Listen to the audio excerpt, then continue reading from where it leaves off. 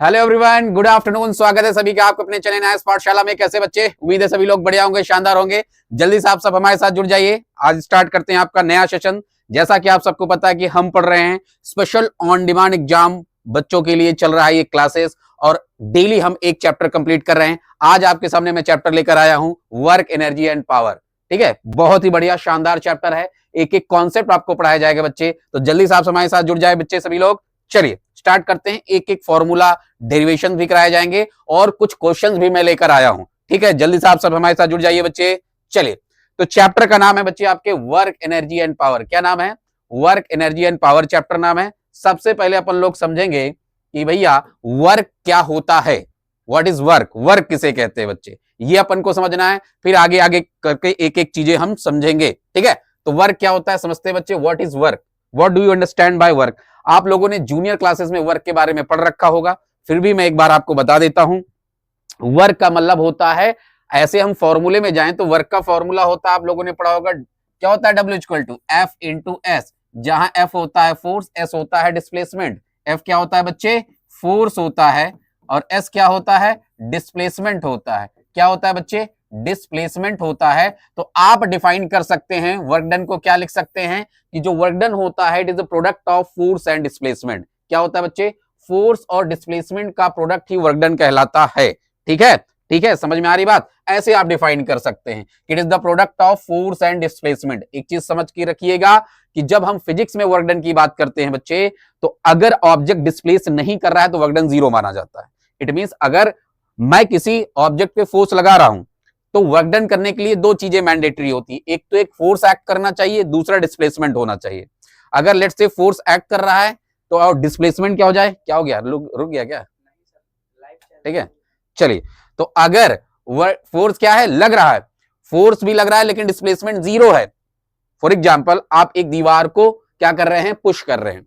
अब दीवार अपनी जगह से तो कहीं जाएगा नहीं, कि चला जाएगा कहीं? कहीं नहीं जाएगा। तो इट मींस आपका बच्चे क्या हो जाएगा? वर्क डन जीरो, क्योंकि डिस्प्लेसमेंट जीरो हो रहा है। तो खाली फोर्स ही होना इंपॉर्टेंस नहीं है, साथ साथ डिस्प्लेसमेंट भी होना चाहिए। ठीक है, किन किन केसेस में वर्क डन जीरो होता है भी मैं आपको बता दूंगा, टेंशन नहीं लेना। तो वर्क डन को कैसे डिफाइन किया जाता है? लिखा है ना, the word work has different meaning for different people. When you study you do mental work. When a worker carries bricks and cement to higher floors of building, he is doing some work.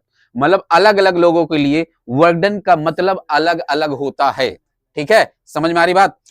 तो लेकिन हम physics के sense में अगर बात करें तो work done तभी होता है जब ऑब्जेक्ट पे फोर्स एक्ट करे और वो डिस्प्लेस करे। ये याद रखिएगा। जैसे आप कहते हैं कि भैया मैं बैठ कर पढ़ रहा हूं, मैं 4 घंटे पढ़ा, तो इतनी मेहनत किया, लेकिन फिजिक्स में आपने कोई काम नहीं किया।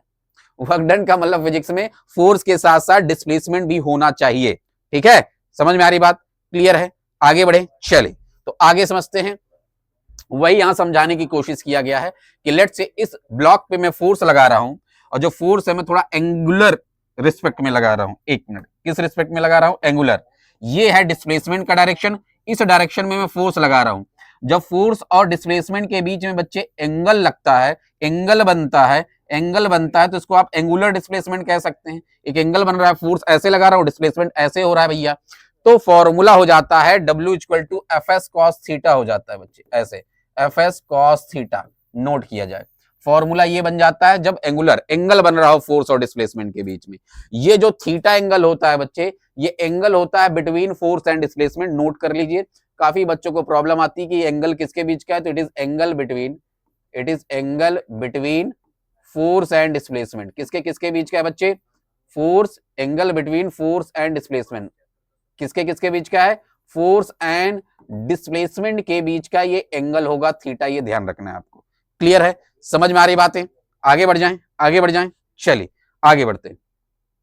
तो वही यहां लिखा हुआ है, if force F is acting at an angle theta with respect to the displacement of the object, its component along D will be क्या हो जाएगा? W equal to F cos theta D। FD cos theta लिख लीजिए, यहां S की जगह D लिखा है डिस्प्लेसमेंट, कोई दिक्कत नहीं, चाहे आप डिस्प्लेसमेंट S कंसीडर करिए या D, दोनों सेम है। आप इसको ऐसे भी लिख सकते हैं, W equal to F D cos theta. ये जहां यहां D डिस्प्लेसमेंट लिया, मैं S लिख रहा था, कोई दिक्कत नहीं, आप S लिख सकते, कहीं बुक में S लिखा है, कहीं D लिखा है। ठीक है, अब याद रखिएगा, अगर फोर्स और डिस्प्लेसमेंट के बीच में बच्चे, अगर मैं कहता हूं कि इस डायरेक्शन में फोर्स लग रहा है और डिस्प्लेसमेंट भी इसी डायरेक्शन में हो रहा है, तो दोनों के बीच में एंगल कितने डिग्री बन रहा है, थीटा यहाँ 0 डिग्री है। अगर फोर्स और डिस्प्लेसमेंट का डायरेक्शन सेम है तो थीटा क्या है बच्चे, 0 डिग्री होगा। और आपको पता है cos 0 की वैल्यू क्या होती है, 1 होती है। क्या होती है, 1। तो वर्क डन आपका पॉजिटिव आएगा। तो याद रखिएगा, वैसे वर्क डन स्केलर क्वांटिटी होता है। वर्क डन क्या है, स्केलर क्वांटिटी, लेकिन ये पॉजिटिव भी हो सकता है, नेगेटिव भी हो सकता है और 0 भी हो सकता है। इसलिए मैं बता देता हूं, क्योंकि काफी बच्चों के अंदर ये मिथ होता है कि अगर कोई चीज स्केलर क्वांटिटी है तो वो 0 नेगेटिव नहीं हो सकता। ऐसा नहीं है बच्चे, ऐसा नहीं है। देखिए, वेक्टर का कॉन्सेप्ट ये होता है कि वेक्टर क्वांटिटी उसे कहते हैं, वो तो जूनियर क्लासेस में केवल इतना बता दिया जाता है स्केलर ये वेक्टर है, लेकिन यहां के लिए वेक्टर क्वांटिटी वो होता है बच्चे जो वेक्टर एडिशन लॉ को फॉलो करे, जिसका एडिशन वेक्टर लॉ से हो रहा हो। ठीक है, स्केलर वो है जिसको डायरेक्ट एडिशन स्केलर फॉर्म में कर दिया जाए। तो याद रखिएगा, वर्क डन एक स्केलर क्वांटिटी है। कैसा क्वांटिटी है बच्चे, स्केलर क्वांटिटी। चलिए, उम्मीद है बातें सब लोगों को समझ में आ गई होगी। ठीक है, चलिए, तो एक चीज याद रखना है, और वर्क डन की एसआई यूनिट क्या होगी, आप सबको पता है। वर्क डन मतलब एसआई यूनिट होगी आपकी जूल। क्या होगी, जूल। जूल इसकी एसआई यूनिट होती है। कैपिटल जे से डिनोट करते हैं, किससे डिनोट करते हैं, कैपिटल जे से डिनोट करते हैं। तो आपको फॉर्मूला ये याद रखना है। मैंने कहा वर्क डन पॉजिटिव भी हो सकता है, नेगेटिव भी हो सकता है, 0 भी हो सकता है। समझिए, अब भैया वर्क डन पॉजिटिव कब होगा, जब थीटा कितने डिग्री हो, 0 डिग्री, क्योंकि cos 0 की वैल्यू क्या होती है, +1। वर्क डन नेगेटिव कब होगा, जब आप फोर्स इस डायरेक्शन में लगा रहे हो बच्चे और डिस्प्लेसमेंट जस्ट अपोजिट हो रहा हो। डिस्प्लेसमेंट जस्ट अपोजिट हो रहा हो तो दोनों के बीच में एंगल कितने डिग्री बनेगा, 180 डिग्री बच्चे। और cos 180 की वैल्यू -1 होती है, आपको बता दूं। तो cos 180 की वैल्यू -1 होती है, तो एफ डी cos थीटा की जगह हो जाएगा 180। 180 -1 होता है तो वर्क डन आ जाएगा -FD, मतलब नेगेटिव वर्क डन आएगा। तो आपको मैंने तीनों कंडीशन बता दिया है बच्चे, वर्क डन पॉजिटिव कब होगा, नेगेटिव कब होगा, और 0 के लिए तो आप कहेंगे वर्क डन जब थीटा 90 डिग्री हो जाए, क्योंकि cos 90 की वैल्यू 0 होती है, थीटा 90 डिग्री। आप फोर्स ऐसे लगा रहे हैं या फोर्स ऐसे लगा रहे हैं और डिस्प्लेसमेंट ऐसे हो रहा है। आप लोगों ने सुना होगा, जैसे एक पोर्टर है, कुली है, वो सर पे अपने लगेज रख के ऐसे चल रहा है, तो फोर्स इस डायरेक्शन में लगा रहा है और डिस्प्लेसमेंट इस डायरेक्शन में हो रहा है बच्चे। फोर्स इस डायरेक्शन में लगा रहा है और चल ऐसे रहा है, तो दोनों के बीच में कितने डिग्री एंगल बन रहा है, दोनों के बीच में कितने डिग्री एंगल बन रहा है, 90 डिग्री। तो cos 90 की वैल्यू 0 होता है, उस केस में वर्क डन 0 माना जाता है। क्या माना जाता है, 0। वर्क डन 0 होने के दो केस होते हैं, बता दे रहा हूं मैं दोनों केसेस आपको। एक केस होता है वर्क डन 0 का बच्चे, वर्क डन इज 0, मैं condition for work done to be 0। पहला कंडीशन है व्हेन डिस्प्लेसमेंट इज 0। पहला कंडीशन है बच्चे जब डिस्प्लेसमेंट दैट इज d बराबर 0 हो जाए। क्या हो जाए, डिस्प्लेसमेंट d बराबर 0। उम्मीद है बातें सबको समझ में आ रही होंगी। जैसे आप किसी ऑब्जेक्ट पे फोर्स लगा रहे हैं, फोर्स तो आप लगा रहे हैं 2 Newton, 4 Newton, 10 Newton, 100 Newton, 50 Newton, लेकिन वो अपनी जगह से ऑब्जेक्ट खिसक नहीं रहा। जैसे आप एक दीवार पे फोर्स लगा रहे हैं तो डिस्प्लेसमेंट 0 हुआ। तो आपको पता है कि फॉर्मूला होता है W = FD cos थीटा। ठीक है, तो यहां d ही 0 है, तो d की जगह 0 में पुट करूंगा तो वर्क डन 0 आ जाएगा। और कब होगा, when angle between F and D, force और डिस्प्लेसमेंट के बीच का एंगल कितने डिग्री हो बच्चे, 90 डिग्री। तो cos 90 की वैल्यू क्या हो जाती है, 0 हो जाती है। तो ये कंडीशन है जब वर्क डन 0 होगा। उम्मीद है बातें सबको समझ में आ रही होंगी। अब आपको बता दिया गया बच्चे कि वर्क डन की SI यूनिट होती है जूल। अब समझते हैं कैसा क्वांटिटी है, स्केलर, ये भी बता दिया गया। अगर आपसे बोला जाए बच्चे कि डिफाइन करिए 1 जूल, डिफाइन 1 जूल, 1 जूल को डिफाइन करिए, तो 1 जूल क्या होता है, ये है आपका 1 जूल का definition. 1 joule is defined as the work done by a force of 1 newton when it produces a displacement of 1 metre. अरे भैया, W = F × D होता है बच्चे, और 1 कब आएगा, जब ये भी 1 हो, ये भी 1 हो, तो कितना आ जाएगा, 1 जूल। तो क्या होता है, 1 joule, 1 joule is the amount of work when 1 newton of force displaces an object by 1 metre. जब किसी ऑब्जेक्ट पे 1 न्यूटन का फोर्स लगे बच्चे और वो ऑब्जेक्ट 1 मीटर डिस्प्लेस कर जाए, तो हम कह सकते हैं वो वर्क डन कितना है बच्चे, 1 जूल है। कितना है, 1 जूल है। आप यहां स्क्रीनशॉट ले सकते हैं, नोट्स बना सकते हैं। चलिए, अब एक चीज आप लोगों को याद रखना है, डायमेंशन तो आपको याद है रखना है, डायमेंशन बहुत पूछा जाता है। डायमेंशन सबको फाइंड करना आता होगा, नहीं आ रहा है बताइए, मैं एक वीडियो बना दूंगा।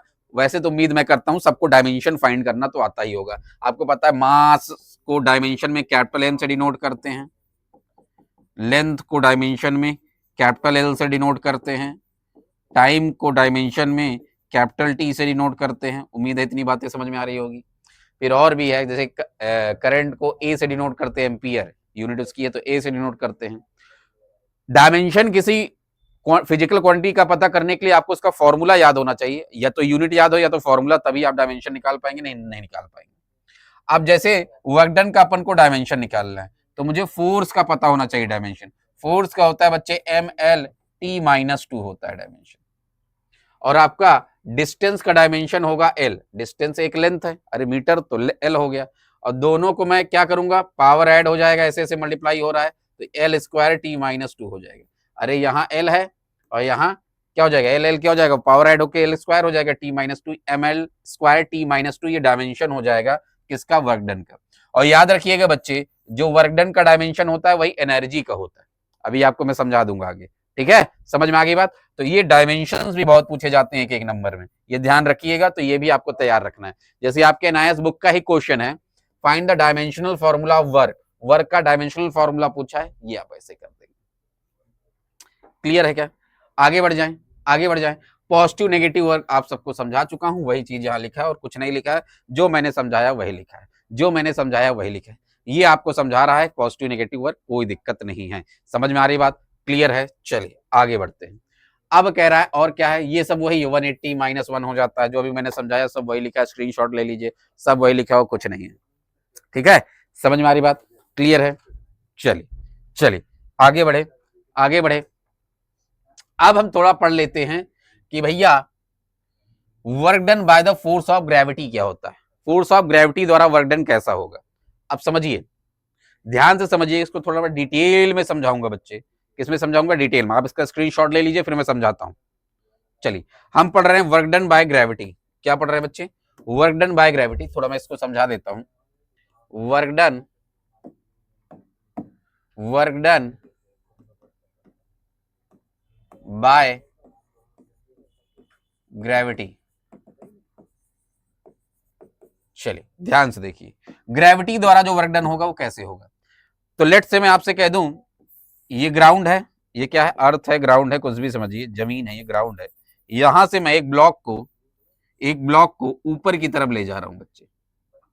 जब एक ब्लॉक को, जिसका मास मैं मान लेता हूं m, इसको मैं ऊपर की तरफ ले जाऊंगा, तो आप लोगों को पता है बच्चे, जब किसी ऑब्जेक्ट को ऊपर की तरफ लिफ्ट किया जाता है तो डाउनवर्ड डायरेक्शन में एक फोर्स लगता है, जिसकी वजह से एक्सेलरेशन प्रोड्यूस होता है, that is acceleration due to gravity. अभी तक आपने यही पढ़ा ना कि अर्थ सभी ऑब्जेक्ट को अपने सेंटर की ओर खींचता है, तो जब किसी ऑब्जेक्ट को आप ऊपर की तरफ लिफ्ट कर रहे हो तो अर्थ उसको खींचेगा नीचे की तरफ, जी लगेगा उसमें, स्मॉल जी लगेगा, जिसको एक्सेलरेशन ड्यू टू ग्रेविटी कहते हैं। अब बच्चे एक चीज,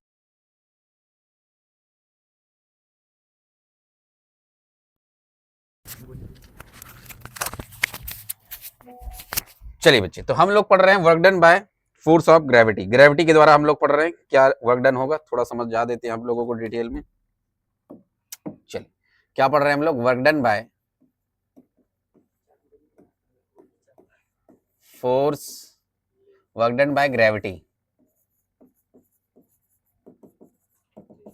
तो ध्यान से ये समझना है आपको कि जब किसी, अच्छा एक चीज याद रखिएगा, जब हम बच्चे ग्रेविटी की बात करते हैं तो उसमें एक पॉइंट को हम कंसीडर कर लेते हैं जीरो वर्क डन, जहां जीरो होता है उसका एनर्जी।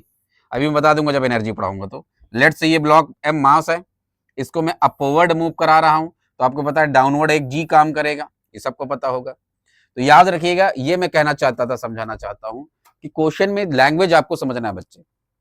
एक चीज पूछा जाता है वर्क डन, आप बताइए find the work done by gravitational force, और एक होगा वर्क डन बाय पर्सन। जैसे मैं एग्जांपल देता हूं कि किसी ब्लॉक को मैं उठा रहा हूं, तो दो तरह के वर्क डन इसमें क्वेश्चन पूछे जा सकते हैं।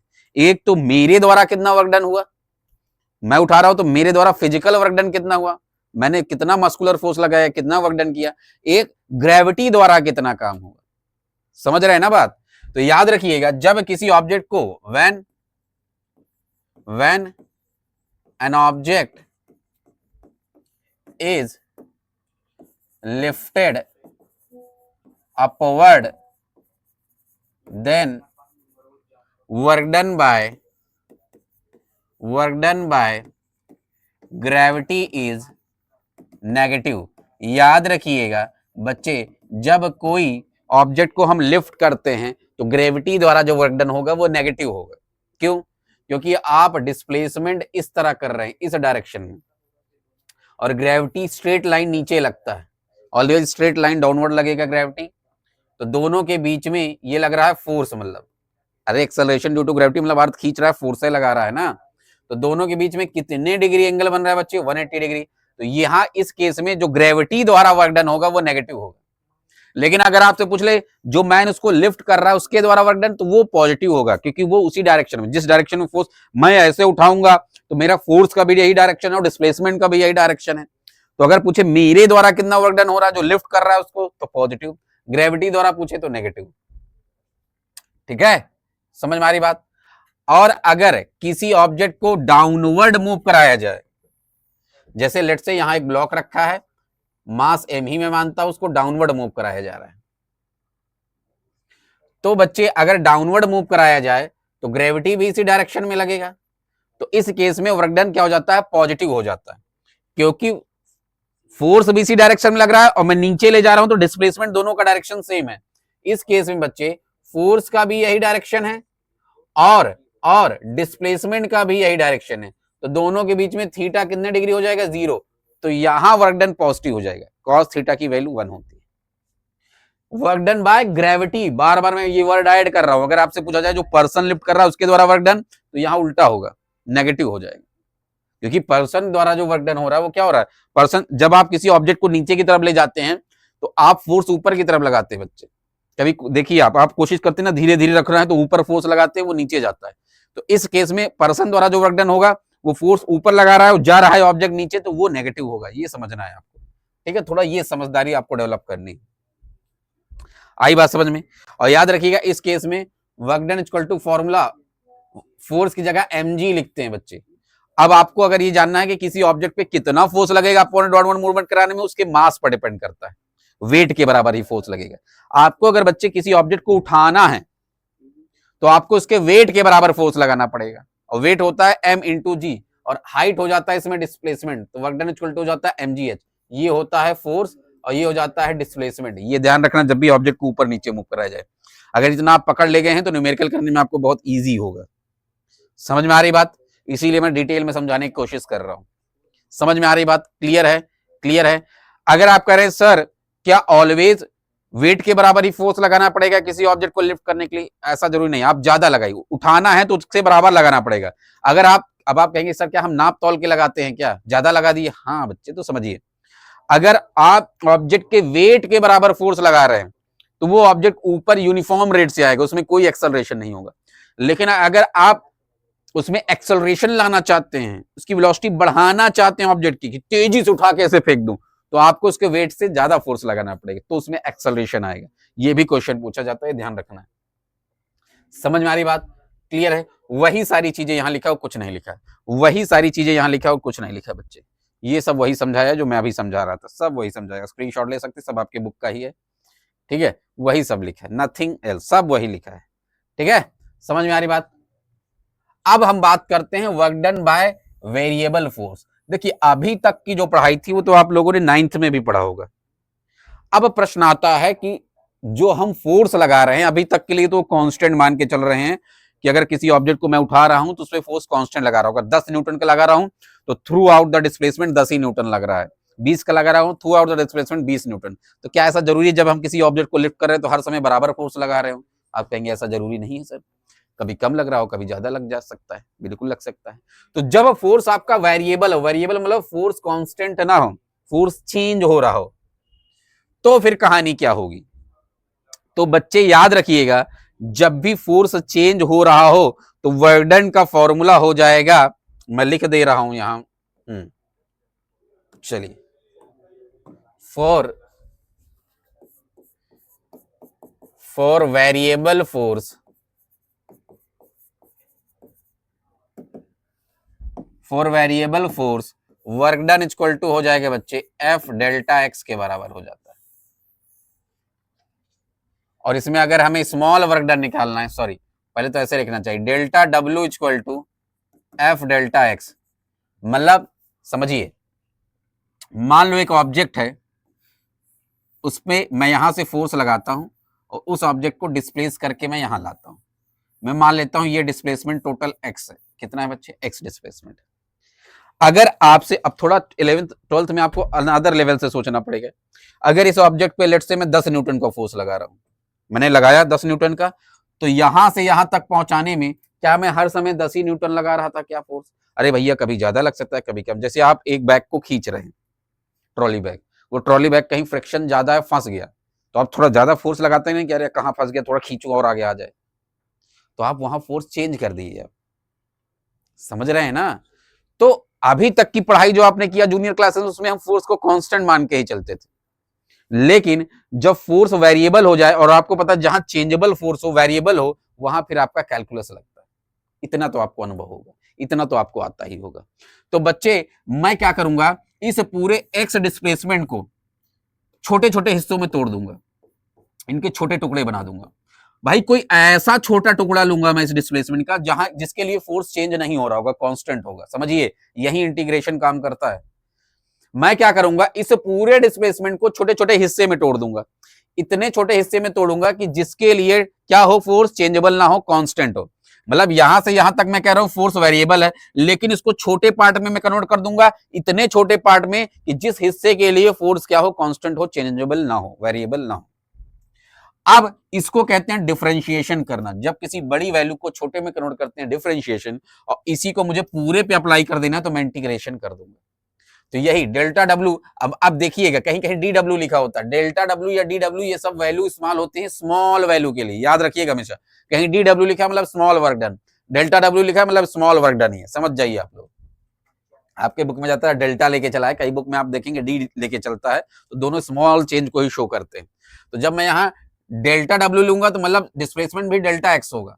मतलब फॉर स्मॉल डिस्प्लेसमेंट जो वर्क डन भी होगा वो क्या होगा बच्चे, स्मॉल होगा। मैं यहां लिख दे रहा हूं स्मॉल डिस्प्लेसमेंट, स्मॉल डिस्प्लेसमेंट। और ये क्या है, स्मॉल वर्क डन है। क्या है बच्चे, स्मॉल वर्क डन है, स्मॉल वर्क डन। अब मुझे टोटल वर्क डन निकालना है, तो बच्चे मुझे क्या करना पड़ेगा, इस डेल्टा डब्ल्यू का इंटीग्रेशन करना पड़ेगा। आप सबको पता होगा, ठीक है। dx लिख देता हूं मैं, जिसके रिस्पेक्ट में डिफरेंशिएशन इंटीग्रेशन होगा वो लिखा जाता है dx, ठीक है। अब इसको इंटीग्रेट कर दूंगा तो मुझे टोटल वर्क डन आ जाएगा। तो यहां मैं लिख दे रहा हूं integration F dot delta x, ऐसे लिखा जाता है। ये वेरिएबल फोर्स के लिए फॉर्मूला हो जाएगा सॉल्व करने का तरीका, ये याद रखिएगा। वेरिएबल फोर्स अगर कभी आपको दे दे क्वेश्चन में, तो फिर इस मेथड से आप सॉल्व करेंगे, कैलकुलस मेथड से। फिर वो नहीं लगेगा W equal to F D cos theta, ये ध्यान रखिएगा। अभी मैं इस पे एक दो न्यूमेरिकल भी करा दूंगा तो आपको क्लियर हो जाएगा। एफ डी कॉस थीटा, ये ध्यान रखना ही बहुत इंपॉर्टेंट पार्ट है इस चीज का। बाकी डेफिनेट इंटीग्रल होगा, आपको लिमिट दिया रहेगा, लिमिट दिया रहेगा, वो हम देखेंगे कि दे सकता है कि एक्स आई यहां से यहां तक, कोई इनिशियल पॉइंट मानेंगे, कोई फाइनल मानेंगे। तो एक्स आई से एक्स एफ, तो यहाँ आपको लिमिट ऐसे दिया रहेगा एक्स आई से एक्स एफ, इनिशियल से फाइनल, जो भी हो देख लेंगे वहां क्या गिवन है, ऐसे गिवन रहेगा लिमिट, मतलब डेफिनेट इंटीग्रल चलेगा। चलिए, आई बात समझ में? क्या क्लियर है? क्या वही सब यहाँ लिखा है, वही सब जो मैंने आपको बताया वही, और कुछ नहीं। पढ़ लीजिए, सब वही, सब वही, ठीक है। चलिए, ये लिखा है देखिए, ये यहाँ समेशन बस लगा के आपके बुक में समझा दिया है। थोड़ा आपके बुक का तरीका लिखे, बाक वही है। Work done equal to summation का साइन लिखा है, डेल्टा डब्ल्यू। समेशन का मतलब वो होता है वही सबका सम, इस साइन को समेशन कहते हैं, सबका सम है, वही बात हो गई। चाहे इंटीग्रेशन से आप शो करिए, चाहे इससे शो करिए। फिर इसी में W इक्वल टू आपके बुक में ऐसे लिखा समेशन एफ डेल्टा एक्स, और इसकी वैल्यू हो गई, अभी मैंने लिखा ना डेल्टा W इक्वल टू क्या होगा, एफ इंटू, अगर डेल्टा डब्ल्यू मतलब स्मॉल वर्क डन, तो यहाँ स्मॉल डिस्प्लेसमेंट भी होगा, उसी का समेशन मतलब सबका सम। अरे भैया ये जो मैंने छोटे छोटे पार्ट में तोड़ दिया, इन सबका सम करूंगा मैं, हटा दिया क्या, एक मिनट, जो तोड़ा था ना अभी छोटे छोटे पार्ट में ऐसे पूरे डिस्प्लेसमेंट को, इन सब का सम करूंगा तो पूरा आ जाएगा ना, इसी को इंटीग्रेशन से मेथड से भी कर सकते हैं, वही इंटीग्रेट करके। आई बात समझ में? ग्राफ से आपको समझाने की कोशिश किया गया है, ग्राफ से यही बात आपको समझाने की कोशिश किया गया है कि मान लो ए पॉइंट से बी पॉइंट तक कोई ऑब्जेक्ट ट्रेवल किया, हमें डिस्प्लेस वर्क डन पता करना है। तो मैं क्या करूंगा बच्चे, इनको छोटे छोटे पार्ट में तोड़ दूंगा। लेट से यहां से ए से हमें यहां इस पॉइंट तक वर्क डन पता करना है। तो ये अब देखिए, यहां फोर्स फिक्स नहीं है, क्योंकि अगर फोर्स कांस्टेंट होता तो ग्राफ बच्चे ऐसे बनता, स्ट्रेट लाइन, तो फोर्स कांस्टेंट होता। लेकिन यहाँ फोर्स कुछ इस प्रकार से है, और देखिए यहां से यहां तक में बच्चे फोर्स चेंज हो रहा है, यहाँ फोर्स कुछ और है, यहाँ कुछ फोर्स है, यहाँ अलग फोर्स है, मतलब फोर्स क्या है, यहाँ वेरिएबल है, चेंजेबल है। तो यहाँ आपको थोड़ा इंटीग्रेशन का मेथड ही लगाना पड़ेगा। अब हमने क्या किया, इसको छोटे छोटे हिस्सों में तोड़ दिया, वो तोड़ा ही है ना, और छोटे हिस्से में एक स्मॉल हिस्सा ले लेंगे जिसके लिए फोर्स कांस्टेंट होगा, दैट इज डेल्टा एक्स। अब इसी को हम इंटीग्रेट करके पूरे में लगा देंगे तो निकल आएगा। ग्राफ से समझाने की कोशिश की गई है। ये एक्सआई है इनिशियल डिस्प्लेसमेंट, ये फाइनल डिस्प्लेसमेंट, और कुछ नहीं, वही चीज ग्राफ से समझाया, वही चीजें ग्राफ से समझाया। ठीक है, चलिए अब आता है एक सबसे important topic, that is work done by spring. अगर कोई मुझसे ये पूछे कि सर इस चैप्टर में सबसे इंपॉर्टेंट जो मैं पढ़ लूं मेरा काम चल जाए, दैट इज ये वेरी इंपॉर्टेंट। इससे हर साल क्वेश्चन आता है, ऑन डिमांड में क्वेश्चन आता है, पब्लिक एग्जाम में आता है, हर एग्जाम में क्वेश्चन आता है, स्प्रिंग का कॉन्सेप्ट।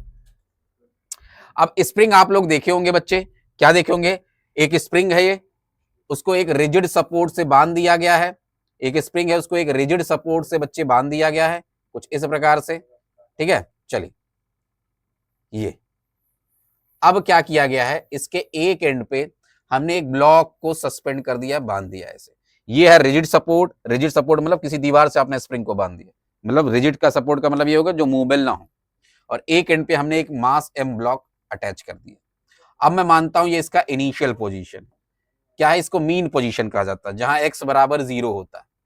अब इस ब्लॉक को मैं खींच के ऐसे छोड़ दूं, अगर इस ब्लॉक को ऐसे खींच के मैं छोड़ दूं बच्चे, तो ये ऐसे ऐसे ऑसिलेट नहीं करने लगेगा। स्प्रिंग पे ही करके देखिएगा, अरे इस ब्लॉक को खींच कर ऐसे मैं इधर खींच कर छोड़ दूं तो ये अपने मीन पोजीशन से टू एंड फ्रो ऑसिलेशन करने लगेगा। अब आपको अगर पता हो कि हर स्प्रिंग की स्टिफनेस अलग अलग होती है, आप देखिए आपके गाड़ी के स्टैंड में जो स्प्रिंग लगा होता है उसको आप हाथ से नहीं स्ट्रेच कर सकते, बहुत मेहनत का काम है। कुछ स्प्रिंग होता है जिनको आप हाथ से स्ट्रेच कर सकते हैं, कुछ होता है जिनको स्ट्रेच करने में बहुत ताकत लगती है, उसको आसानी से स्ट्रेच नहीं कर सकते। सभी स्प्रिंग की इसका मतलब अपना अपना एक क्या होता है, स्प्रिंग कांस्टेंट की वैल्यू होती है के, उसी को स्प्रिंग कांस्टेंट कहते हैं। कौन कितना जल्दी स्ट्रेच हो जाएगा ये इसकी वैल्यू स्प्रिंग कांस्टेंट पर डिपेंड करती है, के से डिनोट करते हैं। अभी पढ़ाऊंगा स्प्रिंग कांस्टेंट, अभी समझा दे रहा हूं क्या होता है स्प्रिंग कांस्टेंट, कि कौन कितना जल्दी स्ट्रेच हो जाएगा।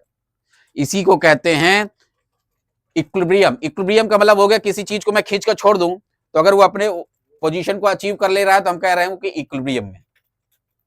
किसी को मैंने डिस्टर्ब किया, उसके पोजीशन से मूव कराया, वापस अपने पोजीशन को अचीव कर ले रहा, दैट इज कॉल्ड इक्विलिब्रियम में है। वो किसमें है, इक्विलिब्रियम।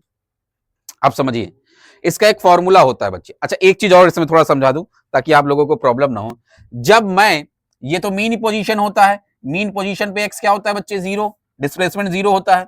जैसे ही मैं इसको खींचूंगा तो ये इधर जाएगा, टू एंड फ्रो मोशन करेगा, इधर जाएगा।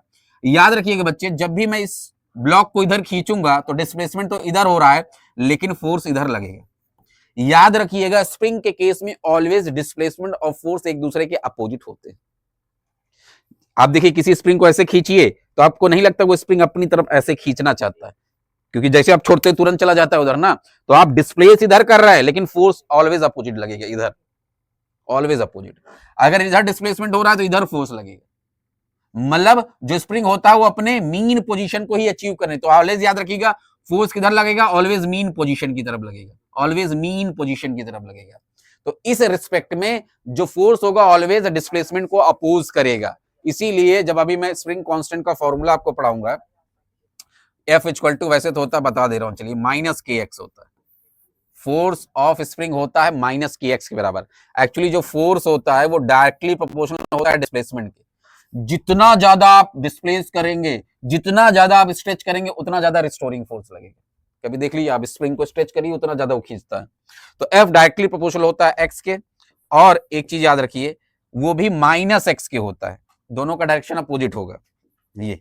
और जब मैं यहाँ प्रोपोर्शनलिटी का साइन हटाऊंगा तो एक कांस्टेंट के लगेगा। के को बोला जाता है बच्चे स्प्रिंग कांस्टेंट। क्या बोला जाता है? Spring constant. क्या बोला जाता है? Spring constant. आई बात समझ में? आई बात समझ में?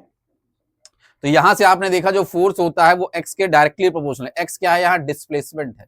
आपने कितना डिस्प्लेस किया है, आपने कितना स्प्रिंग को डिस्प्लेस किया है, उसके डायरेक्टली जितना ज्यादा डिस्प्लेस, जितना ज्यादा स्ट्रेच करेंगे उतना ज्यादा क्या लगेगा? रिस्टोरिंग फोर्स लगेगा, उतना ज्यादा रिस्टोरिंग फोर्स लगेगा।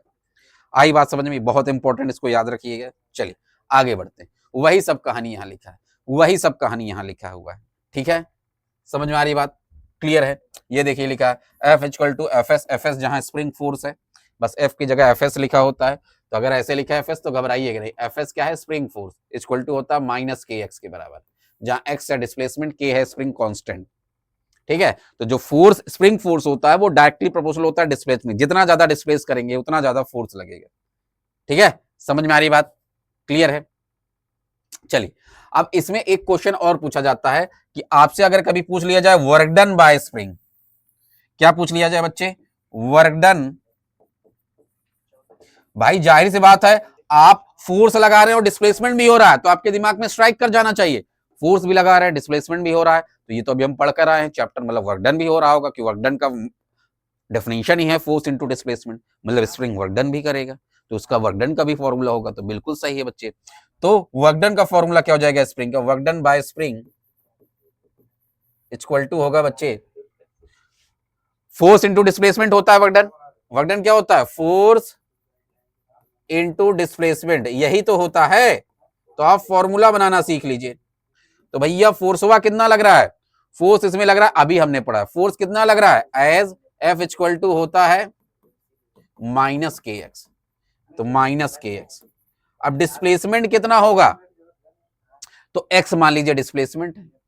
कितना है बच्चे? एक्स डिस्प्लेसमेंट है। तो एक्चुअली इसका फॉर्मूला क्या, अभी मैं डेराइव भी करा दूंगा, तो फॉर्मूला इसका होता है 1/2 के एक्स स्क्वायर होता है बच्चे। क्या होता है? के एक्स स्क्वायर, जहां एक्स के बेस में एम लिखा है, ये मैक्सिमम डिस्प्लेसमेंट को शो करता है। तो याद रखिएगा वर्क डन बाय स्प्रिंग का फॉर्मूला ये होता है, वर्क डन बाय स्प्रिंग का फॉर्मूला ये होता है 1/2 के एक्स स्क्वायर। नोट करिए, वेरी इंपॉर्टेंट, बहुत इंपॉर्टेंट है। अगर आपसे फोर्स पूछे तो फॉर्मूला होता है minus K X F equal to spring का, और वर्क डन पूछे तो ये 1/2 के एक्स स्क्वायर। इसका भी हम डेरिवेशन भी कर लेंगे, टेंशन नहीं लेना। समझ में आ रही बात? ये है डेरिवेशन। इसको हम कैलकुलस से भी कर सकते हैं डेरिवेशन, ऐसे भी मेथड से कर सकते हैं। आपके बुक में ये जनरल मेथड दिया तो मैं इसी से करा दे रहा हूं। तो आपको अगर डेरिवेशन करना है, किसका डेरिवेशन है? डेरिवेशन क्या है? Work done. ये ऊपर ज्यादा तो नहीं लिख रहा हूं, दिखाई दे रहा है?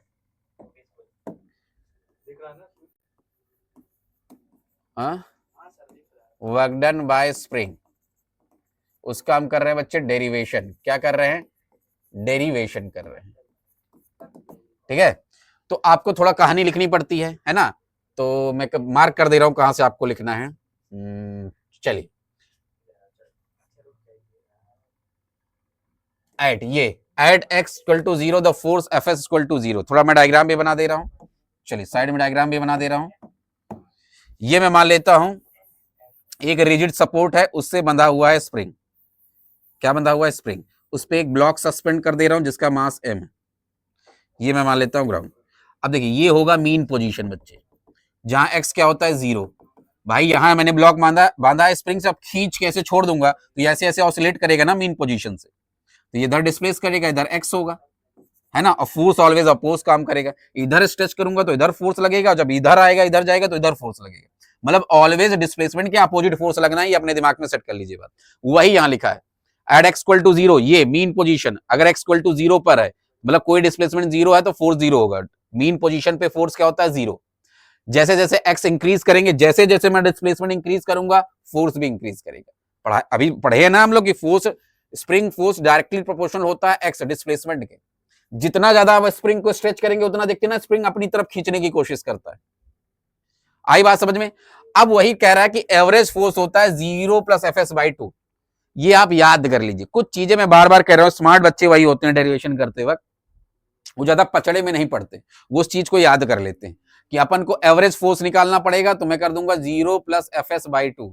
आप इसको मैं समझा भी सकता हूं, लेकिन इसको समझने का कोई मतलब नहीं, आप केवल याद कर लीजिए डेरिवेशन में, ठीक है। तो ये एवरेज फोर्स हमें इस्तेमाल करना है। एवरेज फोर्स होगा, पहले फोर्स 0 है, मीन पोजीशन पे फोर्स 0 है, फिर फोर्स कुछ लगा होगा F मान लेते हैं, तो टोटल एवरेज फोर्स क्या होता है, यहां जो था फोर्स प्लस वो बाई 2, मीन फोर्स या एवरेज फोर्स इसको कहते हैं। 0 प्लस FS बाई 2 ये एवरेज फोर्स है। तो वर्क डन इक्वल टू क्या होता है, वर्क डन इक्वल टू होता है बच्चे फोर्स इनटू डिस्प्लेसमेंट। आपके बुक में डी लिया, चलिए डी लिख देता हूं।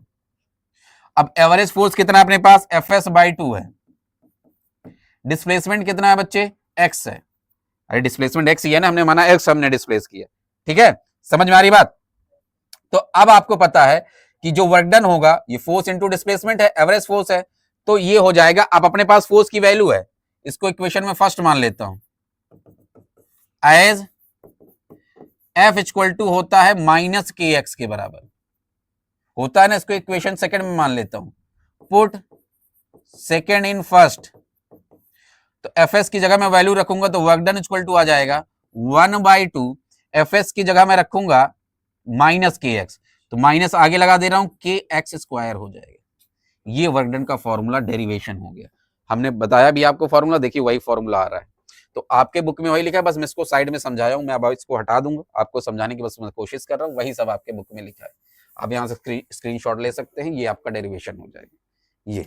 ये वर्क डन का फॉर्मूला, ये किसके द्वारा, स्प्रिंग के द्वारा। किसके द्वारा, स्पेशली स्प्रिंग के लिए लगेगा, हर जगह नहीं टिका देना, ठीक है। स्प्रिंग किसका केस चल रहा है, स्प्रिंग का, ये ध्यान रखना, किसका चल रहा है बच्चे, स्प्रिंग का केस, उसके लिए आप ये करेंगे। समझ में आ रही बात, क्लियर है। चलिए आगे बढ़ जाएं। अब ये ग्राफ से भी आपको डेरिवेशन करा दिया, अगर आपसे वहां कहते ग्राफ से करिए, ग्राफिकल मेथड है ये डेरिवेशन का। कैसा मेथड है बच्चे, ग्राफिकल मेथड। पहले वाला क्या था, एल्जेब्रिक मेथड था, ठीक है। ग्राफ से कह दे तो ग्राफ आप ऐसे बना देंगे। अब आप कहेंगे सर ग्राफ इसका सेकंड क्वाड्रेंट में ही क्यों बना है, तो आपने अभी ये देखा बच्चे कि जो फोर्स होता है वो डायरेक्टली प्रोपोर्शनल होता है डिस्प्लेसमेंट के नेगेटिव से। मतलब आप डिस्प्लेसमेंट इधर लगाएंगे तो फोर्स इधर लगेगा, आप डिस्प्लेसमेंट इधर लगा रहे हैं तो फोर्स इधर लगता है, ऑलवेज अपोजिट में काम करता है। इसलिए देखिए फोर्स पॉजिटिव लिया है तो डिस्प्लेसमेंट नेगेटिव साइड लिया। किसी किसी बुक में ये यहां ग्राफ बना होता है, शेड होता बना होता है, तो कंफ्यूज नहीं होना, बात वो भी वही है। समझ में आ रही बात, यहां बस फोर्स मतलब एक चीज, मतलब फोर्स और डिस्प्लेसमेंट एक दूसरे के नेगेटिव होंगे, तो कभी भी फर्स्ट क्वाड्रेंट में ये ग्राफ नहीं बनेगा, या तो सेकंड या तो थर्ड में बनेगा। आप अगर डिस्प्लेसमेंट नेगेटिव लेंगे तो फोर्स पॉजिटिव हो जाएगा, आप यहां भी बना सकते हैं। अगर मैं यहां लूंगा तो फोर्स नेगेटिव हो जाएगा, डिस्प्लेसमेंट पॉजिटिव हो जाएगा, लेकिन दोनों में से एक पॉजिटिव एक नेगेटिव ही होना, तो आप यहां भी ग्राफ बना सकते हैं, कोई दिक्कत नहीं है। कई कई बुक में यहां बना होता तो कंफ्यूज नहीं होना। बस आपको ये कॉन्सेप्ट याद करना, फोर्स और डिस्प्लेसमेंट एक दूसरे के नेगेटिव होंगे तो ग्राफ ऐसे बनेगा, एक का पॉजिटिव प्लॉट होगा एक्सिस, एक का नेगेटिव। तो यहां ये डिस्प्लेसमेंट है और ये क्या है, फोर्स है, तो फोर्स पॉजिटिव लिया गया है, डिस्प्लेसमेंट नेगेटिव। अब आपको पता है, क्या पता है कि भैया ग्राफ से मैं एरिया निकाल लूं इस ट्रायंगल का तो मुझे वर्क डन मिल जाएगा। जो वर्क डन होगा इस ट्रायंगल के एरिया के बराबर होगा, जो शेडेड ट्रायंगल इसके एरिया के बराबर होगा।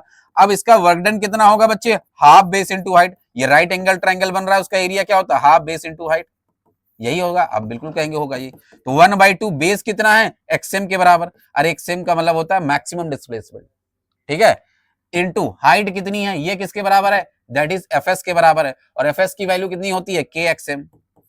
ये तो यहां से फॉर्मूला बन गया, देखिए ये आई बात समझ में। तो x इंटू एक्स क्या हो जाएगा, 1/2 के एक्सएम का स्क्वायर। ये वर्क डन आ गया, बात खत्म, डेरिवेशन हो गया, ग्राफ से हो गया।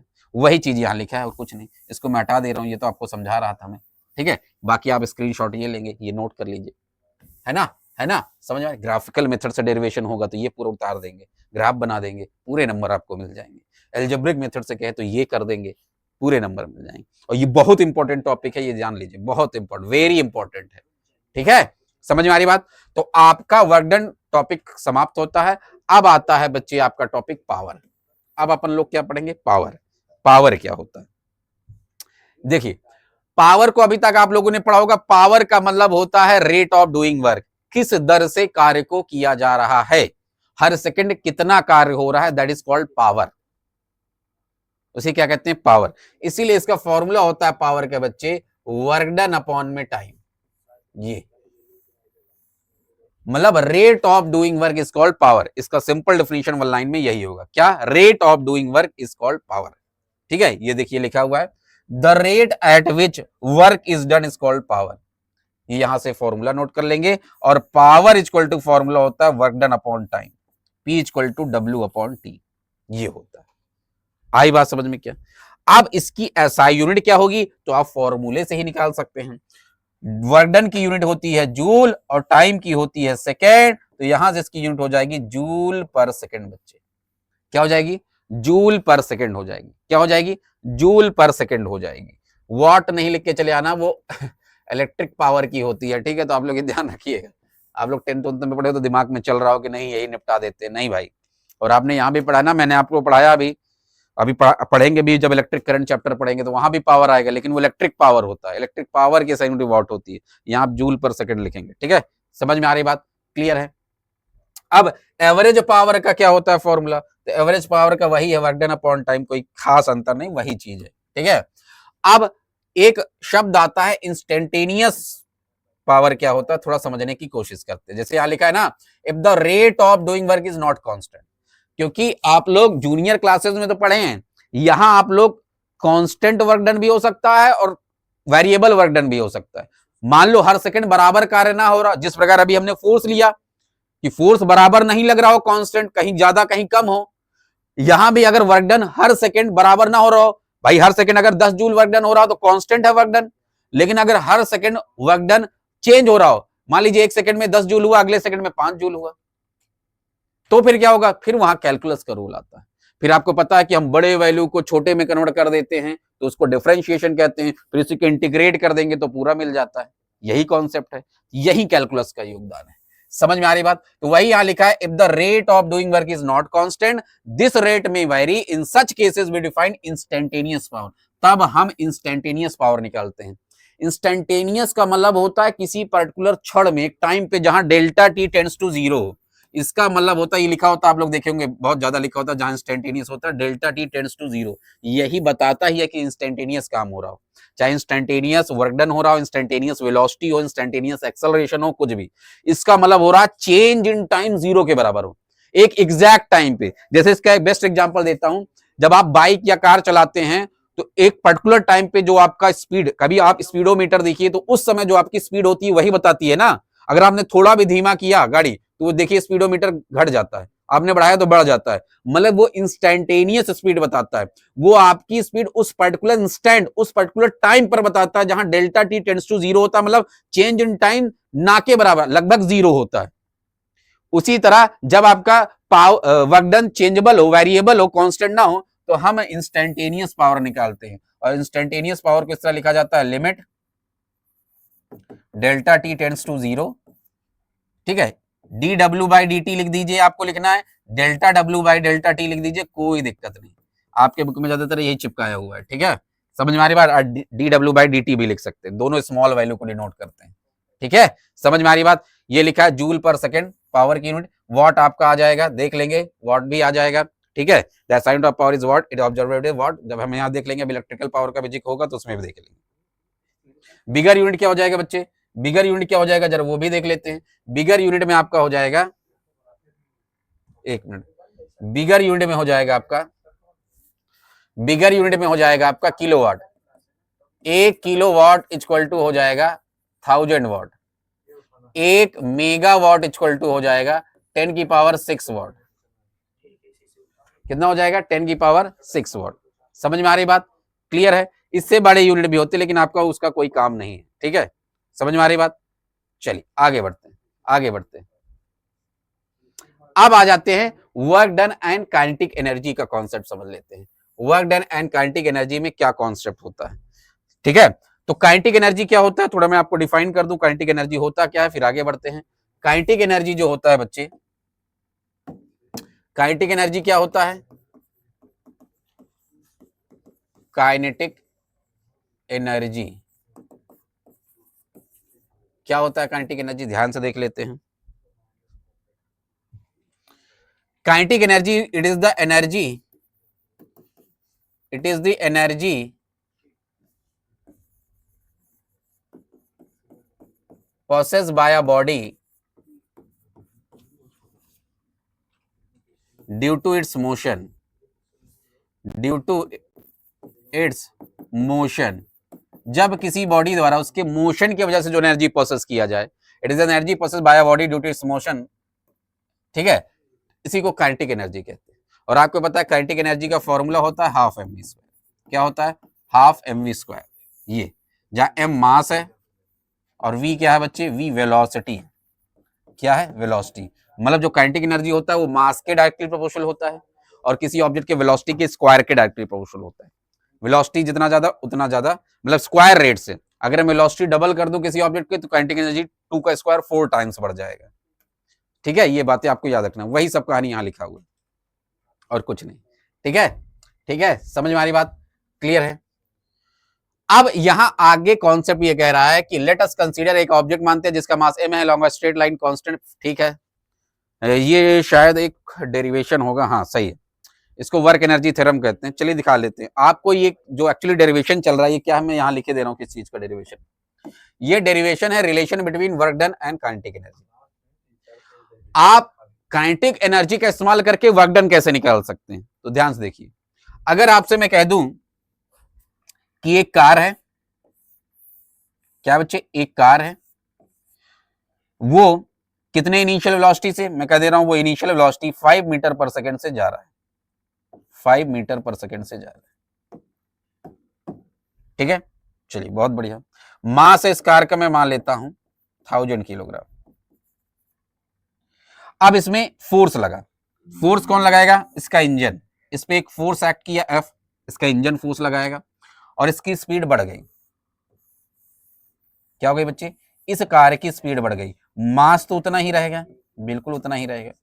स्पीड में मान लेता हूं इसकी बढ़ के हो गई अब 10 मीटर पर सेकेंड, ये हो गई।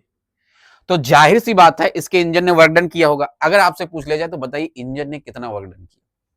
इस तरह के सिचुएशन में जब किसी ऑब्जेक्ट के काइनेटिक एनर्जी में चेंज आ रहा हो तो आप उससे वर्क डन निकाल सकते हैं, क्योंकि वर्क डन इक्वल टू हो जाएगा चेंज इन काइनेटिक एनर्जी। जितने काइनेटिक एनर्जी का चेंज आएगा उतना ही वर्क डन होगा, क्योंकि एक कॉन्सेप्ट है किसी ऑब्जेक्ट पे जितना हम वर्क डन करते हैं उतना ही उसके अंदर एनर्जी स्टोर हो जाता है। इसी को वर्क एनर्जी थ्योरम कहा जाता है। अगला टॉपिक भी होगा, कहीं लिखा होगा, नहीं लिखा हुआ? ए हेडिंग है, गायब कर दिए क्या भाई? चलिए मैं अलग से लिखवा के दिखा दूंगा, छोड़ो, है ना। ये वही है, वर्क एनर्जी थ्योरम ही इसको कहते हैं। ठीक है, जहां वर्क और एनर्जी आपस में रिलेटेड होते हैं, तो ऐसे ही निकलेगा। ठीक है, इसी का डेरिवेशन है बच्चे, तो ये भी आपसे पूछ सकता है वर्क एनर्जी थ्योरम डिराइव करिए। चलिए बता देते हैं, कोई दिक्कत नहीं। यहां आपको यहीं से लिखना है पूरा। लेट अस कंसीडर, हम मान लेते हैं एक ऑब्जेक्ट है जिसका मास m है, एक ऑब्जेक्ट है जिसका मास m है, स्मॉल m है, कितने वेलोसिटी से? Moving along a straight line when a constant force of F। Force कितना लग रहा है? F। स्ट्रेट लाइन मूव कर रहा है और इसमें एक्सेलरेशन प्रोड्यूस हुआ A का। कितने का एक्सेलरेशन प्रोड्यूस हुआ? A का। और जब A एक्सेलरेशन प्रोड्यूस हुआ, अगर मैं मान लेता हूँ ये एक ऑब्जेक्ट है जिसका मास m है, इस पे मैंने फोर्स F लगाया और इसमें एक्सेलरेशन प्रोड्यूस हुआ बच्चे A, तो फोर्स कितना हो जाएगा? m into A। अरे यही होता है, पढ़ के आ गए हैं पिछले चैप्टर लॉज ऑफ मोशन में। कह रहा है let v1 be the speed of the object at time t1। हम मान लेते हैं t1 टाइम पे इसका स्पीड कितना था बच्चे? v1 था। This speed becomes v2। अब भैया इस पे फोर्स F काम कर रहा है, एक्सेलरेशन हुआ है, तो जाहिर सी बात इसकी वेलोसिटी चेंज होगी, बाकी सब तो सेम रहा होगा। लेकिन अब मैं मान लेता हूं इसकी वेलोसिटी कितनी हो गई? v2 हो गई। कितने टाइम पे? अनदर टाइम t2 पे। समझ में आ रही बात? समझ में आ रही बात? अब यहां हम लगाएंगे इक्वेशन ऑफ मोशन। तो ये तो मैं समझा दिया, अब देखते हैं आगे का डेरिवेशन। इक्वेशन ऑफ मोशन, ये है फर्स्ट इक्वेशन ऑफ मोशन। आपको पता है फर्स्ट इक्वेशन ऑफ मोशन क्या होता है? फाइनल वेलोसिटी का square equal to initial velocity का square plus, sorry third equation of motion, first कह रहा हूं, sorry third equation of motion. अरे थर्ड इक्वेशन ऑफ मोशन आप सब जानते हैं ना, 2as equal to we square minus U square. इसी को इसमें इधर भेज दिया तो आप ऐसे लिख सकते हैं 2s plus u square equal to we square. यहाँ इनिशियल वेलोसिटी है v1 और फाइनल वेलोसिटी है v2, बस इतना ही अंतर है, तो वही यहाँ लिखा है और कुछ नहीं। जहां ऐसा डिस्प्लेसमेंट, तो first equation sorry third equation of motion से ये हो जाएगा। आई बात समझ में? वही लिखा है, स्क्रीनशॉट ले लीजिए, वही लिखा है।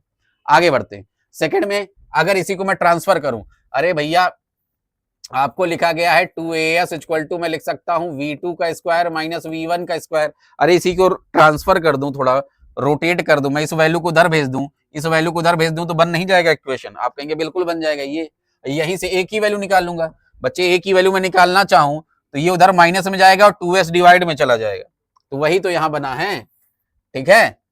और एज एफ इक्वल टू क्या इनटू ए, तो यहां से ए की वैल्यू उठाकर मैं इस इक्वेशन में पुट कर दूं तो फोर्स का ये बन जाएगा रिलेशन। फोर्स के फॉर्मूले में ये ए की वैल्यू उठा के डाल दूं मैं, ठीक है। अब हमें पता है कि वर्क डन इक्वल टू होता है फोर्स इंटू डिस्प्लेसमेंट।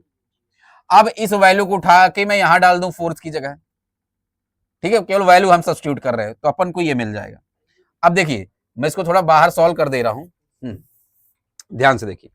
तो W इक्वल टू ये 2s इसके नीचे भी है और इसके भी नीचे है, तो ध्यान देखिए ये s और s कट जाएगा।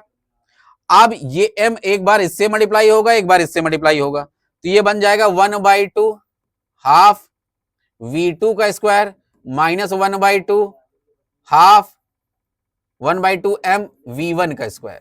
ये अरे भैया एक बार ये एस कट गया तो ये एक तरह से 1/2 है, तो 1/2 m एक बार इससे मल्टीप्लाई होगा माइनस 1/2 m एक बार इससे मल्टीप्लाई होगा। डबल टर्म है ना, अगर इसको ब्रैकेट में लिखो तो कुछ ये इस प्रकार है। तो ध्यान से देखिए बच्चे, ये फाइनल वेलोसिटी है, मतलब ये फाइनल काइनेटिक एनर्जी हो जाएगा, ये इनिशियल हो जाएगा। तो वर्क डन इक्वल टू क्या आ गया, final minus initial kinetic energy, मतलब वर्क डन इक्वल टू आ गया चेंज इन काइनेटिक एनर्जी। ये रिलेशन होता है। तो जब भी आपको किसी ऑब्जेक्ट की वेलोसिटी चेंज हुई, आपसे पूछ ले कितना वर्क डन हुआ, तो उसकी काइनेटिक एनर्जी का चेंज निकाल लीजिए, जितना चेंज इन काइनेटिक एनर्जी होगा उतना वर्क डन होगा। इसी को वर्क एनर्जी थ्योरम कहते हैं। क्या कहते हैं, वर्क एनर्जी थ्योरम। क्या कहते हैं, वर्क और एनर्जी इस तरह आपस में रिलेटेड है, नोट किया जाए, नोट किया जाए। समझ में आ रही बात, इसका स्क्रीनशॉट ले लें, ये डेरिवेशन होगी, ठीक है। वही सब लिखा है, ये सब लिखा है, ठीक है। एनर्जी भी कैसा क्वांटिटी है, स्केलर क्वांटिटी, नोट कर लीजिए। स्केलर क्वांटिटी है भैया एनर्जी, वेक्टर नहीं समझिएगा, स्केलर है। कैसा क्वांटिटी है, स्केलर है, मतलब ये डायरेक्शन पर डिपेंड नहीं होगा, ठीक है। समझ में आ रही बात, आगे बढ़े, चलिए। अब आता है, ये देखिए लिखा work energy theorem. The work energy theorem states that the work done by the resultant of all forces acting on a body is equal to the change in kinetic energy. तो याद रखिएगा ये डेरिवेशन इस नाम से आ सकता है कि फाइंड द रिलेशन या derive the expression for work energy theorem. तो आपको यही सब करना है पूरा, ये पूरा कर देना है, ठीक है। समझ में आ रही बात, क्लियर है। चलिए अब आगे बढ़ते हैं, पोटेंशियल एनर्जी क्या होता है। अभी तो हमने काइनेटिक पढ़ा, अब पोटेंशियल पढ़ते हैं। तो पोटेंशियल एनर्जी बच्चे किसी ऑब्जेक्ट की वो एनर्जी होती है जो उसके पोजीशन की वजह से उसके अंदर पाया जाता है। किसकी वजह से, पोजीशन की वजह से। किसकी वजह से, पोजीशन की वजह से।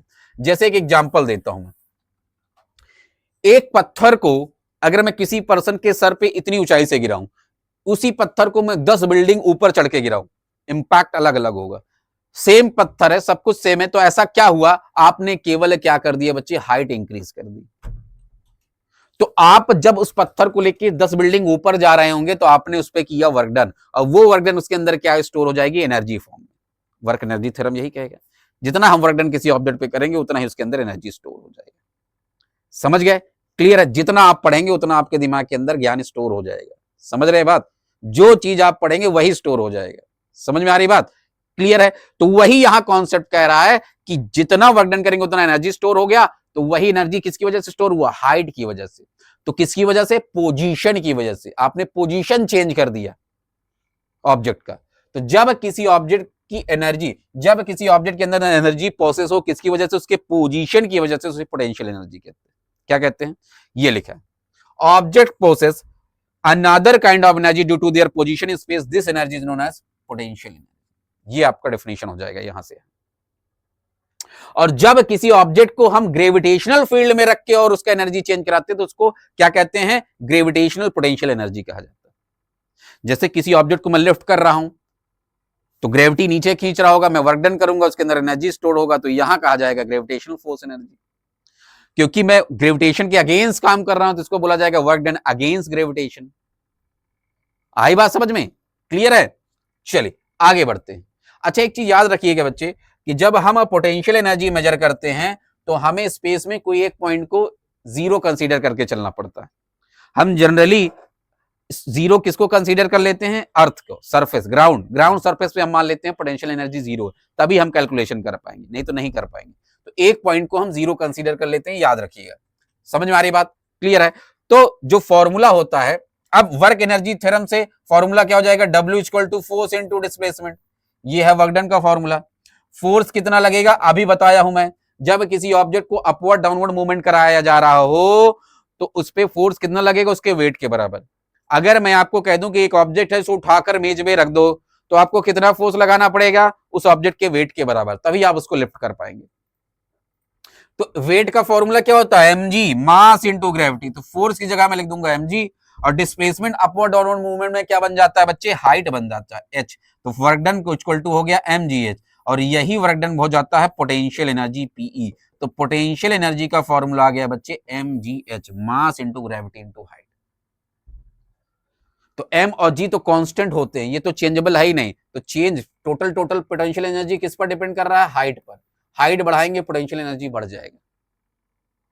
एसआई यूनिट तो वही जूल ही होने वाला, और कोई अंतर नहीं, वही होगा, जूल ही होगा। समझ में आ रही बात, क्लियर है क्या? चलिए आगे बढ़े। बाकी वही कहानी लिखा हुआ है कि भैया आपको पोटेंशियल एनर्जी कहीं जीरो कंसीडर करने पड़ेगा, वही सब कहानी। अच्छा, वापस से हम स्प्रिंग पर आ गए, फिर से स्प्रिंग का एक टॉपिक आ गया। समझिए आप लोग, भैया आपको समझाया गया कि मान लेते हैं कि एक स्प्रिंग को एक रिजिड सरफेस से हमने बाइंड कर रखा है, उसके अलोंग एक हमने एंड पे एक ब्लॉक एम मास का जोड़ दिया है। अब भैया इसको अगर खींच के मैं छोड़ूंगा, तो याद रखिएगा, आप लोगों ने जूनियर क्लासेस में पढ़ा होगा, जब भी हम किसी ऑब्जेक्ट के शेप को चेंज करते हैं तो भी उसमें पोटेंशियल एनर्जी स्टोर हो जाता है। जैसे तीर धनुष अगर आप देखें है ना, उसको आप स्ट्रेच करते हैं तो तीर बहुत दूर तक जाता है एरो, तो उसमें आप पोटेंशियल एनर्जी स्टोर कर रहे हैं। तो जब भी किसी ऑब्जेक्ट का हम शेप चेंज करेंगे, कॉन्फ़िगरेशन इसको कहते हैं चेंज करना, तो उस केस में भी उसके अंदर पोटेंशियल एनर्जी स्टोर हो जाता है। ठीक उसी प्रकार से स्प्रिंग को अगर मैं स्ट्रेच कर रहा हूं तो उसका शेप चेंज कर रहा हूं, तो उसके अंदर क्या स्टोर हो जाएगी बच्चे, पोटेंशियल एनर्जी। इसी को बोला जाता है पोटेंशियल एनर्जी ऑफ स्प्रिंग। और ये किसके बराबर होगा, अरे वही जितना आपने वर्क डन का फॉर्मूला पढ़ा था, हाफ के एक्स स्क्वायर के बराबर। अरे वही तो होगा जो वर्क डन आपने स्प्रिंग का पढ़ा था, क्योंकि अभी आपने पढ़ा पोटेंशियल एनर्जी क्या, जितना आप डिफॉर्मिंग फोर्स लगेंगे, जितना वर्क डन करेंगे शेप को चेंज करने के लिए, वही हो जाएगा। ठीक है, और ये जो एनर्जी स्टोर होती है स्प्रिंग के अंदर, उसको बोलते हैं इलास्टिक पोटेंशियल एनर्जी। क्या बोलते हैं, इलास्टिक पोटेंशियल एनर्जी। अब इलास्टिक इन इलास्टिक क्या होता है, अलग से टॉपिक है, वो हम पढ़ेंगे अभी, इलास्टिक इन इलास्टिक क्या होता है ना, सब देख लेंगे हम लोग। समझ में आ रही बात, क्लियर है? अब है कंजर्वेशन ऑफ एनर्जी। ये तो वही बात हो गई, कंजर्वेशन का मतलब ये होता है कोई चीज ना क्रिएट हो सके ना डिस्ट्रॉय हो सके, जिसका केवल हम फॉर्म चेंज कर सकें।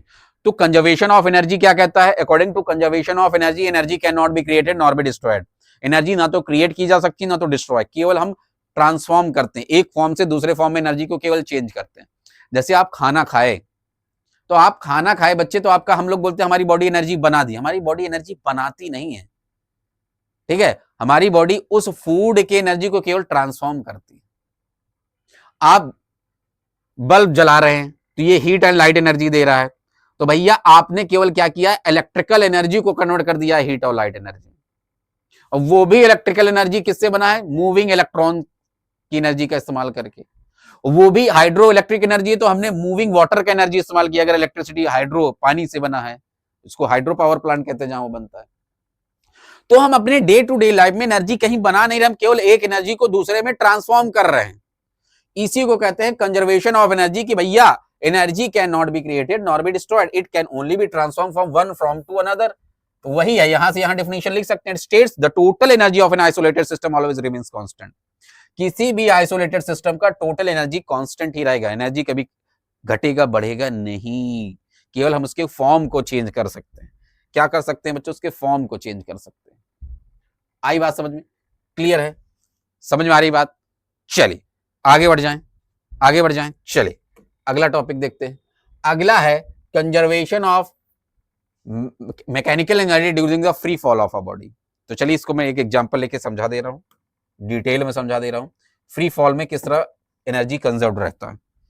इसको आप लोगों ने जूनियर क्लासेस में भी पढ़ा होगा, मैं फिर से एक बार बता देता हूं कि लेट से कि एक बॉल को मैं बच्चे ड्रॉप कर रहा हूं एक सर्टेन हाइट से, मैं मान लेता हूं ये हाइट h है, यहां से एक बॉल को मैं ड्रॉप कर रहा है ना। अब मैं इसको थोड़ा 3 सेगमेंट में डिवाइड कर लेता हूं, ये इसका मिड पॉइंट हो जाएगा।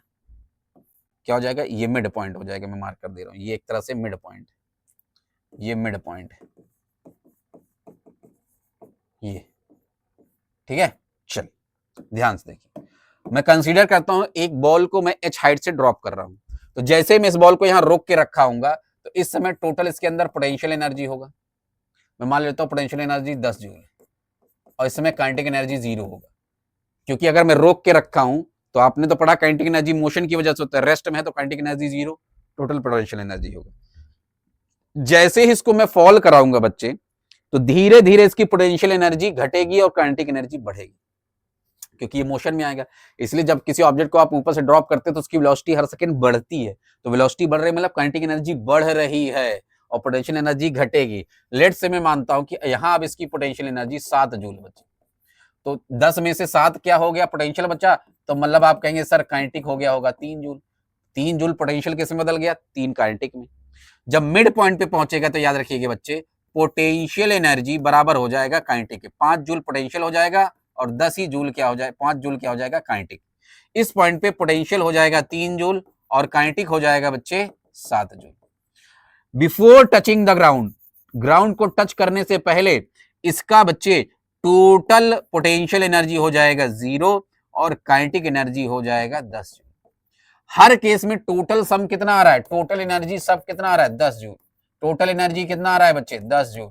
टोटल एनर्जी कितना आ रहा है बच्चे, 10 जूल, कहीं कम ज्यादा नहीं हुआ, हर पॉइंट पे टोटल एनर्जी 10 ही जूल है, तो एनर्जी कंजर्व्ड है। ये फ्री फॉल का केस है। फ्री फॉल मतलब जब कोई ऑब्जेक्ट केवल ग्रेविटी के इन्फ्लुएंस में गिरे, मैं ऐसे बाहर से थ्रो नहीं कर रहा हूं, केवल ड्रॉप कर रहा हूं, तो केवल ग्रेविटी के इन्फ्लुएंस में जब कोई ऑब्जेक्ट फॉल करता है तो उसे फ्री फॉल कहते हैं।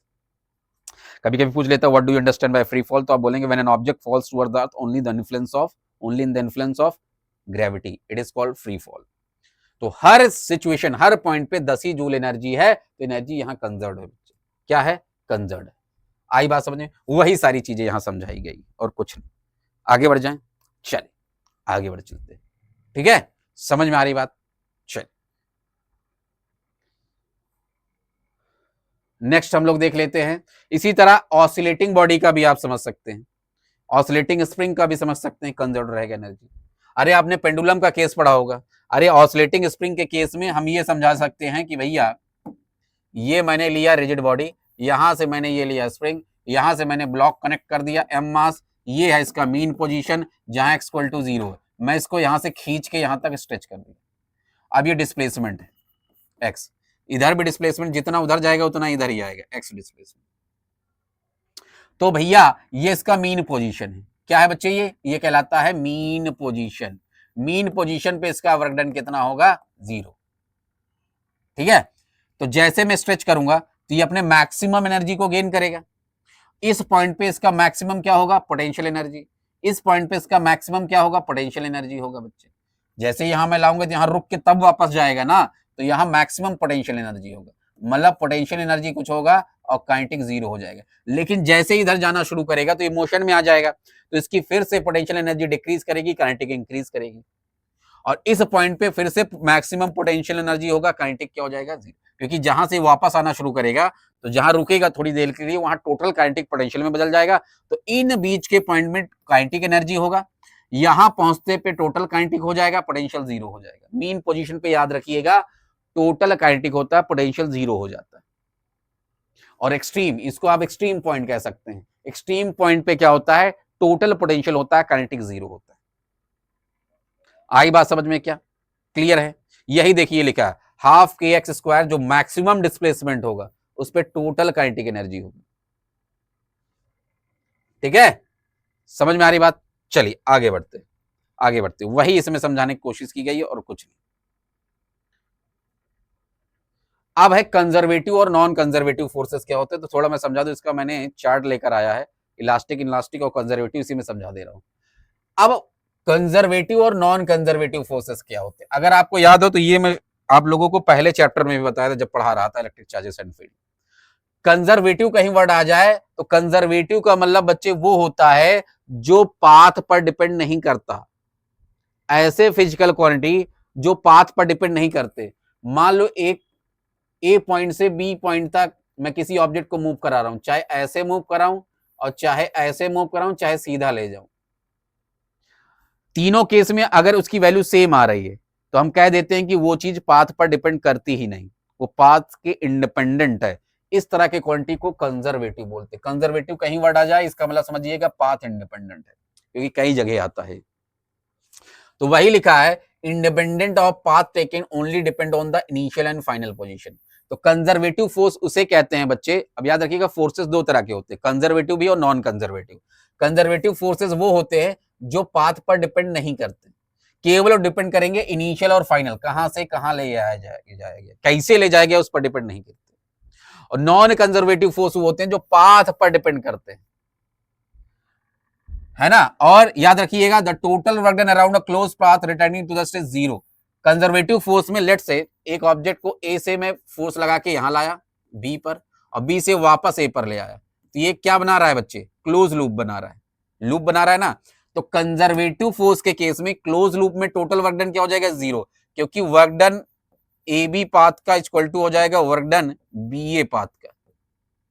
तो दोनों एक दूसरे के अपोजिट है, इसको ऐसे ले जाएगा, इसको टोटल वर्क डन क्या हो जाएगा, जीरो हो जाएगा। तो याद रखिएगा ये बी ए पाथ का, ये ए बी पाथ में मान लेता हूं work done by A B path, और ये मान लेता हूं B A path work done है। दोनों इक्वल होगा इस केस में, तभी तो जीरो हो जाएगा।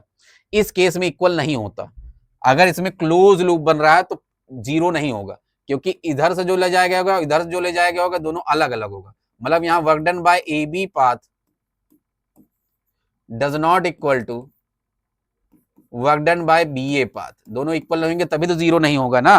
नहीं तो आप बताइए जितना वर्क डन यहां से यहां किए होंगे उसके अपोजिट ले जा रहे हैं तो वही वर्क डन जीरो हो जाता है इस केस में, सब ध्यान रखिएगा।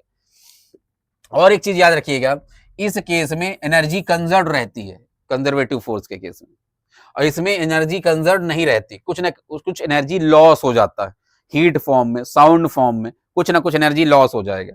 ठीक है, समझ में आ रही बात, क्लियर है। एग्जाम्पल है इसका ग्रेविटी, इसका एग्जांपल है इलेक्ट्रोस्टैटिक फोर्स, यही तो मैंने पहले चैप्टर में पढ़ाया था। ठीक है, स्प्रिंग फोर्स ये सब कंजर्वेटिव होते हैं, मतलब ये पाथ पर डिपेंड नहीं करते। ठीक है, अरे भैया जो ग्रेविटी फोर्स है, चाहे आप ऑब्जेक्ट को ऐसे उठा रहे हो, चाहे ऑब्जेक्ट को ऐसे करके ऐसे उठा रहे हो, चाहे ऑब्जेक्ट को ऐसे उठा रहे हो, सभी केस में उतना ही फोर्स लगेगा। लेकिन कुछ फोर्सेस होते हैं जो नॉन कंजर्वेटिव होते हैं, जैसे फ्रिक्शन, एयर रेजिस्टेंस। फ्रिक्शन तो पाथ पर डिपेंड ही करता है, फ्रिक्शन बिल्कुल पाथ पर डिपेंड करता है।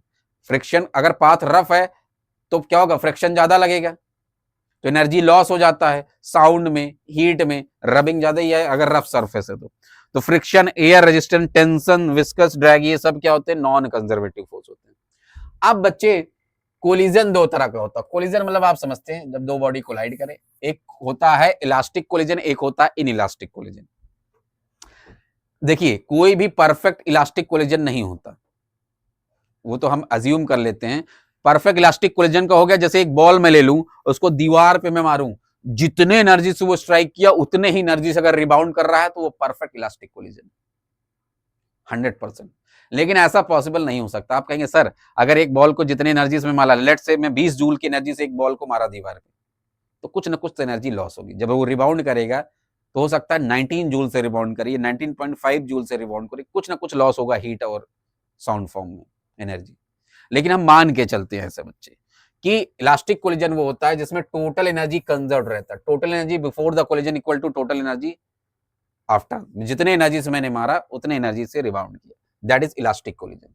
और इसमें क्या होता है, जितने एनर्जी से मैंने मारा उतने एनर्जी से नहीं रिबाउंड करता, मतलब एनर्जी कुछ ना कुछ लॉस हो जाएगा साउंड या हीट फॉर्म में। ये कंजर्व रहता है, कंजर्व तो ये भी रहता है, ओवरऑल कहीं ना कहीं लॉस हुआ लेकिन ओवरऑल तो कंजर्व ही है ना। सॉरी मोमेंटम इसका कंजर्व रहता है, ये भी कंजर्व रहता है, टोटल एनर्जी इसका कंजर्व रहता है, इसका भी कंजर्व रहता है। बस वही मैंने समझा रहा हूं कि बस इधर उधर लॉस हो गया लेकिन ओवरऑल एनर्जी तो कंजर्व ही है ना, हीट लाइट फॉर्म में हो गया लेकिन ओवरऑल एनर्जी कंजर्व है। ठीक है, समझ गए, समझ में आ रही बात। इसका एग्जांपल है आपका एटॉमिक कोलिजन, जो एटम के बीच में कोलिजन होता है, लिख लीजिए एटॉमिक जो कोलिजन होता है वो इलास्टिक कोलिजन में आता है ये।